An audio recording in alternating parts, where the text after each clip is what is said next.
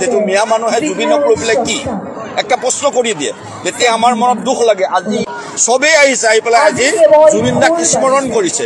কিয় স্মৰণ নকৰিব জুবিনক? জুবিনক স্মৰণ কৰা কিছুমান আধ্যাত্মিক কাৰণ আছে। যি জাতিৰে নহয় মানুহ নহয়, আমি জুবিনক আন্তৰিকতাৰে অন্তৰৰ পৰা ভাল পাইছিলো। তাৰ কাৰণে আমি justice for Zubeen, we want justice for Zubeen আমি বিচাৰিছো, আজিও বিচাৰিছো আৰু বিচাৰিয়ে থাকিম।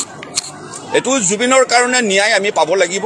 যেতিয়ালৈকে ন্যায় নাপাম আমি জুবিনৰ জাষ্টিছ বিচাৰিয়ে থাকিম।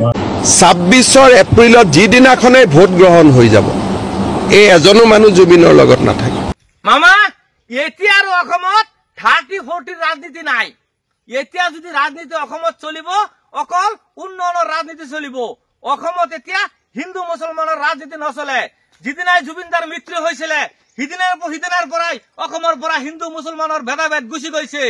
সেইকাৰণে আমাক গোটেই পৃথিৱীৰ ৰাইজে বা দি আছে যে সমন্বয়ৰ সম্প্ৰীতি যদি আছে, গোটেই পৃথিৱীৰ ভিতৰত অসমত আছে। সেই সময়তে আমাৰ অসমৰ মন্ত্ৰী বিধায়কসকলে হিন্দু মুছলমানৰ 30-40 গেম খেলি আছে। মই আপোনালোকক আহ্বান কৰিম, কোনো যাতে এতিয়া 30-40 গেম নেখেলে। আমি যেতিয়া জুবিনৰ বিষয় লৈ পেলাই কিবা কওঁ, তেতিয়া পটককে কোনোবাই হয়তো কৈ দিয়ে যে মিয়া মানুহে জুবিনক লৈ পেলাই কি একটা প্ৰশ্ন কৰি দিয়ে, তেতিয়া আমাৰ মনত দুখ লাগে। আজি ইয়াত যি অদিচ্ছাৰ উদ্যোগত যি স্মৃতি চাৰণ, ইয়াত গোটেই মানুহ দেখোন বাগানৰ আদিবাসী মানুহ আহিছে, অসমীয়া মানুহ আহিছে, নেপালী মানুহ আহিছে, বড়ো মানুহ আহিছে, কছাৰী মানুহ আহিছে, দেউৰী মানুহ আহিছে, মিয়া মানুহ আহিছে, সবেই আহিছে। আহি পেলাই আজি জুবিন দাক স্মৰণ কৰিছে। কিয় স্মৰণ নকৰিব জুবিনক? জুবিনক স্মৰণ কৰা কিছুমান আধ্যাত্মিক কাৰণ আছে। আজি যে একমাহ ধৰি জুবিনৰ যিটো নাই পৃথিৱীৰ পৰা গুচি গ'ল, সেই জুবিনৰ কাৰণে এটা কুকুৰ নাখাই জুবিনৰ স্মৃতিস্থলত মৰি গ'ল, সমাধিস্থল মৰি গ'ল। এইবিলাক কথা গৰুৱে আজি দেখিছো, গৰুৱে গৈ পেলাই জিভাৰে চাটি জুবিনৰ বেনাৰখন চফা কৰি আছে।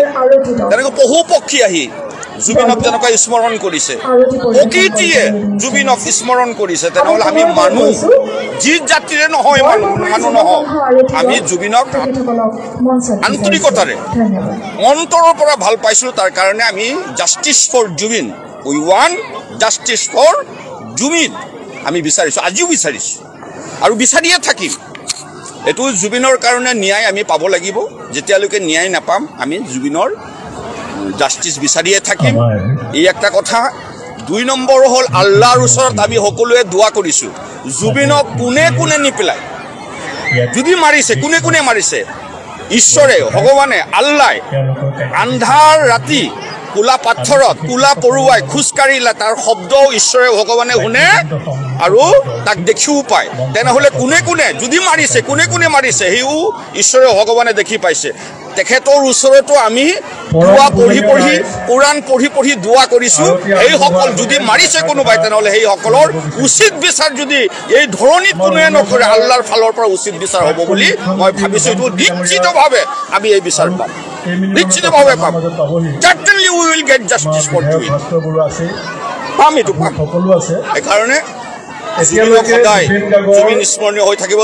জুবিনৰ 42,000 গান বিভিন্ন ভাষাত হৈছে আৰু এই গানবোৰ আছিলে কিছুমান প্ৰকৃতিৰ লৈ, লুইতৰ লৈ, নাহৰ লৈ, তাৰপিছত জিকিৰ গাইছে, মোৰ মনত ভেদভাৱ নাই ও আল্লাহ, হিন্দু কি মুছলমান একে আল্লাহ ফৰমান। তেখেতৰ এটাই ধৰ্ম আছিল, মানৱ ধৰ্ম। তেখেতে কোনো অন্য যে মিয়া মানুহ, এজন বড়ো মানুহ, কছাৰী মানুহ, মিয়া মানুহ, নেপালী মানুহ, অসমীয়া মানুহ, বিহাৰী মানুহ এইবিলাক চোৱা নাছিল। য'তেই দুখীয়া পাইছিল, তেখেতে যি উপাৰ্জন কৰিছিল তেখেতে এইবিলাক দান কৰি দিছিল। সেইকাৰণে জুবিন আজি প্ৰতিজন ব্যক্তিৰ, অসমীয়াৰ প্ৰতিজন ব্যক্তিৰ অন্তৰত আছে আৰু চিৰদিন থাকিব। মাথো আমাক ন্যায় লাগে। এই ন্যায় আমি ন্যায়ালয়ৰ পৰা বিচাৰিছো, আমাৰ অসম চৰকাৰৰ পৰা আমি ন্যায় বিচাৰিছো। তেখেতসকলক অনুৰোধ জনাইছো, আহ্বান জনাইছো, অতি সোনকালে আমাৰ জুবিনৰ ন্যায়টো আমাক দিয়ক। ধন্যবাদ। মই এইটো ভিডিঅ'ৰ জৰিয়তে হিমন্ত বিশ্ব শৰ্মাক আহ্বান জনাম যে আপুনি জুবিনদাৰ মৃত্যুৰ ন্যায় দিয়ক। 26 চনত আপোনাক কোনেও ৰখাব নোৱাৰে। সংখ্যাগৰিষ্ঠৰে বিজেপিয়ে চৰকাৰ গঠন কৰিব, যদিহে আপোনালোকে জুবিনদাৰ মৃত্যুৰ ন্যায় দিব পাৰে।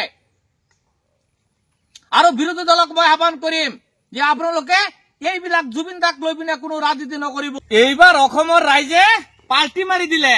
এইবাৰ অসমত কিন্তু হিন্দু মুছলমানৰ ৰাজনীতি নচলে।